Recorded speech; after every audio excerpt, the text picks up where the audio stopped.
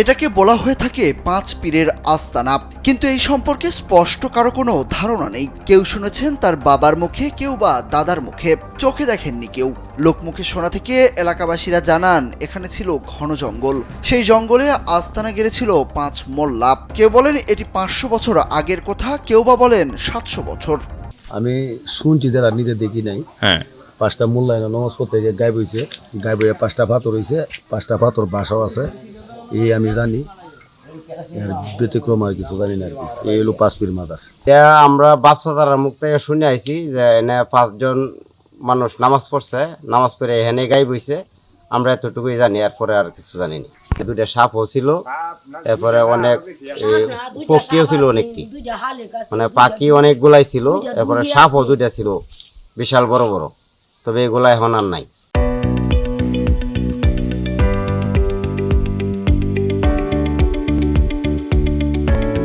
এলাকার মুরব্বীরা জানান তারা তাদের পূর্বপুরুষদের কাছে শুনেছেন এখানে কারো কোনো কবরই নেই। মাজার চিহ্নিত জায়গাটি নিয়ে অনেক কল্পকাহিনীও আছে।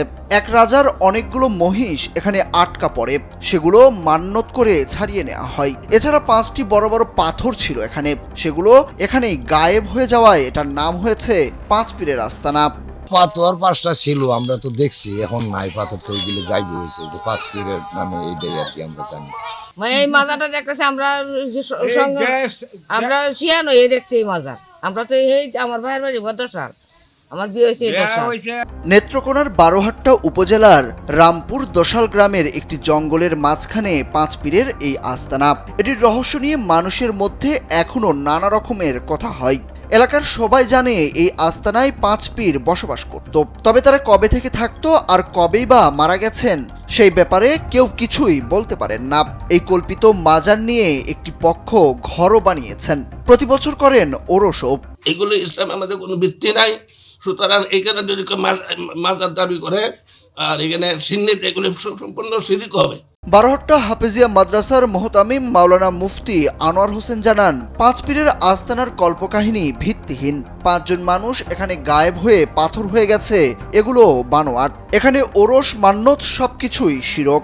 পাঁচ পীরের আস্তানা নামক আমরা শুনে আসতেছি তাদের যে আজগুবি কথা, তারা বলতেছে যে এখানে 5 জন মানুষ, তারা হঠাৎ করে তারা এখান থেকে গায়েব হইয়া এটা 5টা পাথর হয়ে গেছে। এগুলা ইসলাম কোনো অবস্থাতেই অ্যালাউ করে না, এগুলা ইসলামে কোনো ভিত্তি নাই। সুতরাং এই সমস্ত আজগুবি কথায় কান না দিয়া আমরা এখানে যাওয়া আসা বন্ধ করি। আমরা এখানে মাজার হিসাবে ওইটাকে মনে না করিয়া আমরা এখানে কোনো মান্যত দান এরকমভাবে কোনো জিনিস আমরা এখানে না দিই, আমরা এখানে যাওয়া আসা না করি। আমরা সকলে এইগুলোর থেকে আমরা বেঁচে থাকার জন্য চেষ্টা করি, কারণ শিরক আল্লাহ পছন্দ করে না, আর শিরকের গুনাহ আল্লাহ তাআলা মাফও করে না। স্থানীয়রা বলছেন একটি কল্পকাহিনীর উপর ভিত্তি করে কিছু লোক এখানে মাজার তৈরি করে ওরস করছেন। এখানে কোনো কবরের অস্তিত্বই নেই, কবরের মতো উঁচু করে মাজার বানানো হয়েছে।